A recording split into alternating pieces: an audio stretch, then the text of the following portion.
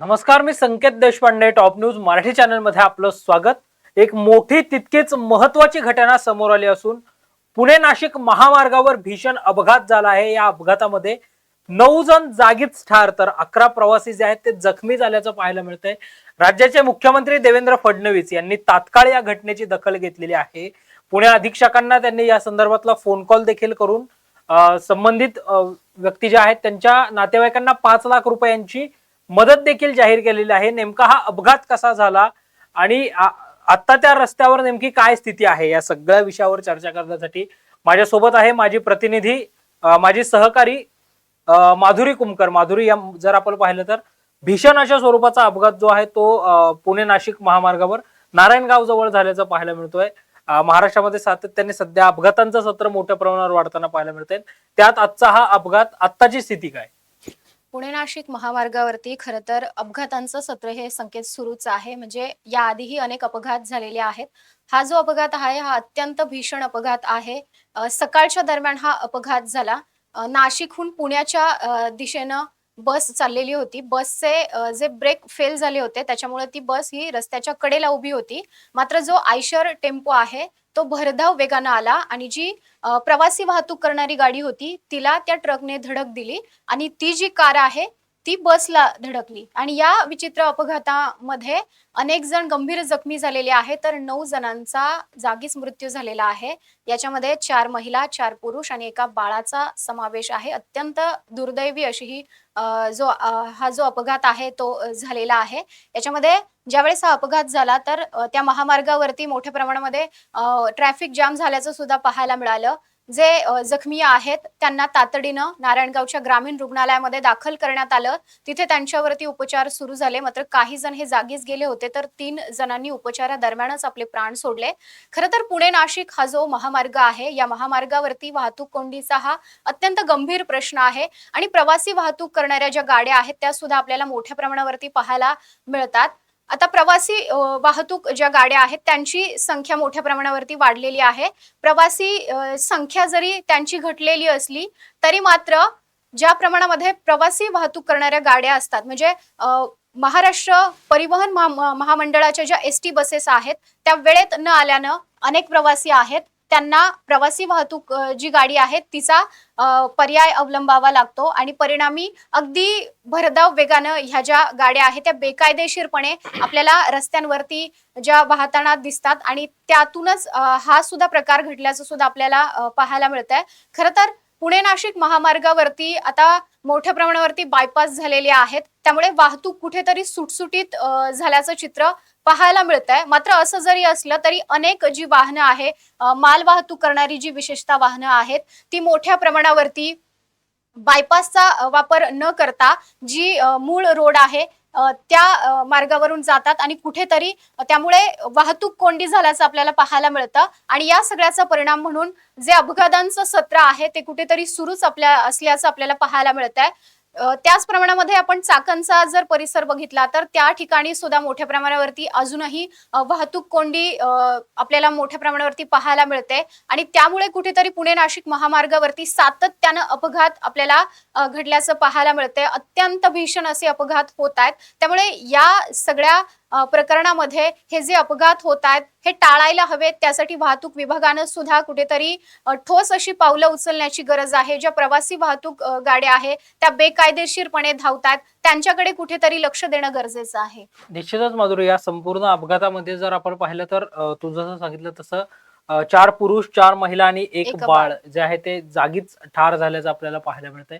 वारंवार महाराष्ट्रामध्ये असे अपघात होत आहेत. हा जो महामार्ग आहे पुणे नाशिक महामार्ग हा तर मृत्यूचा सापळा बनतोय की काय, अशी परिस्थिती जी आहे ती आता निर्माण झाल्याचं पाहायला मिळतंय. काय सांग? नक्कीच. कारण पुणे नाशिक महामार्गावरती अनेक अपघात आपल्याला पाहायला मिळतात. खरं तर वाहतूक कोंडीचा जो प्रश्न आहे तो कुठेतरी अजूनही सुटलेला आपल्याला पाहायला मिळत नाहीये. मोठ्या प्रमाणावरती वाहतूक कोंडी ही पाहायला मिळतेच आहे. आता खेड बायपास आहे, मनसर बायपास आहे, पुढे नारायणगाव बायपास आहे, आळेफाटा त्या ठिकाणी सुद्धा बायपास झालेला आहे आणि पुढे सुद्धा बायपास आहेत.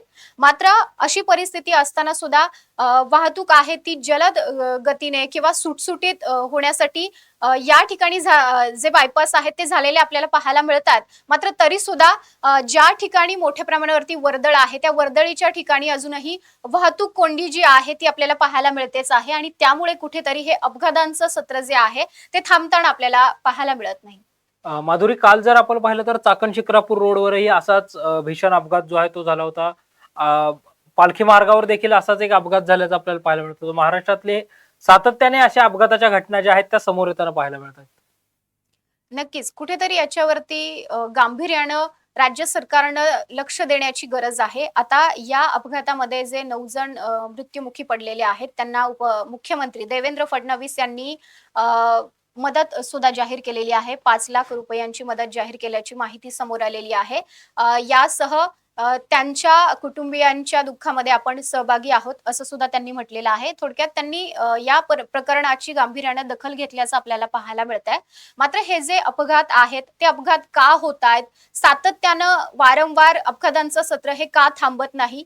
या गोष्टीकडे कुठेतरी लक्ष देण्याची गरज आहे. हे अपघात कसे थांबवता येतील? जे राजरोजपणे ज्या गाड्या भरधाव वेगानं धावतायत, तर त्याच्यावरती कुठेतरी आळा घालण्यासाठी काय करावं लागेल? या सगळ्या गोष्टींचा विचार करण्याची गरज आहे. तर कुठेतरी हा जो अपघातांचा जे प्रकरणं सातत्यानं घडतायत, ती कुठेतरी थांबतील असं पाहायला मिळेल. निश्चितच माधुरी, या सगळ्यामध्ये जर आपण पाहिलं तर ती जी बस होती, ज्या बसचे ब्रेक फेल झाले असं तू सांगितलं, मग त्या ब्रेकची तांत्रिक तपासणी झाली होती का? ती बस डेपोतून बाहेर पडत असताना त्या बसच्या संबंधित जो कोणी तिथला हा असतो, मेकॅनिकल असतो, त्यांनी त्या बसची संपूर्ण चाचणी केली होती का? जी खरं तर डेपोमध्ये होणं अपेक्षित असतं, ती चाचणी झाली होती का?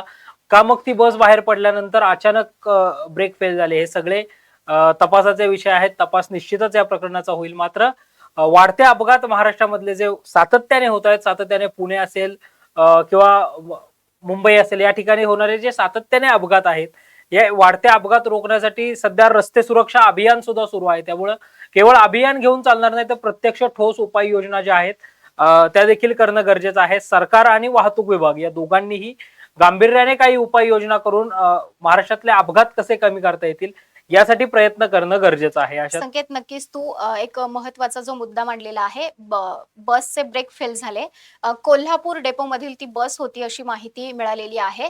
आता बसचा जो मुद्दा आहे एसटी महामंडळाच्या, तो सुद्धा कुठेतरी ऐरणीवर आल्याचं आपल्याला वारंवार पाहायला मिळते. अनेक ठिकाणी बस या कमी प्रमाणामध्ये उपलब्ध होतात. आणि दुसरा एक महत्वाचा मुद्दा म्हणजे अनेक ज्या बसेस आहेत त्यांचे काही ना काही तांत्रिक अडचणी आहेत. त्याच्यामुळे कुठेतरी एसटी चालक असतील, वाहक असतील, त्यांना सुद्धा या सगळ्या गोष्टींचा त्रास सहन करावा लागतो. बसमध्ये अनेक तांत्रिक बाबी असतात, त्यामुळे कुठेतरी बसचा ब्रेक फेल होणं किंवा इतर काही गोष्टी घडतात आणि त्यामुळे कुठेतरी एसटी महामंडळाने सुद्धा यामध्ये गांभीर्यानं दखल घेण्याची सुद्धा गरज आहे, असं नक्कीच म्हणावं लागेल. निश्चितच माधुरी, या सगळ्यामध्ये आता आपलं महाराष्ट्र राज्य परिवहन महामंडळ जे आहे ते स्वमालकीच्या तब्बल 1200 बसेस घेत आहे. मात्र या बसेस घेत असताना आहे त्या बसचा दर्जा सुधारणं देखील गरजेचं आहे. आणि बसेसची संख्या वाढते आहे एकीकडे, मात्र ज्या बसेस अजूनही अगदी निकामी झालेल्या आहेत अशा बसेस सुद्धा धावताना पाहायला मिळतात. ग्रामीण भागामध्ये अशा बसेसची संख्या जी आहे ती मोठ्या प्रमाणावरती आहे. निश्चितच म्हणजे बसेस खरेदी करून किंवा ज्या काही निकामी झालेल्या बस आहेत त्या वापरायोग्य करून करणं तर गरजेचं आहे. मात्र सगळ्या ज्या ठिकाणी एसटी बसेस पोहोचतायत अशा ठिकाणी त्या वेळेवर आणि नियोजित वेळेत पोहोचवलं तर अशा प्रकारच्या अपघातांना निश्चितच आळा जो आहे तो देखील बसू शकतो. निश्चितच या सगळ्या प्रकरणातले अपडेट्स आम्ही वेळोवेळी तुमच्यापर्यंत घेऊन येणार आहोत. तोवर पाहत रहा टॉप न्यूज मराठी, आपला महाराष्ट्र आपली बातमी.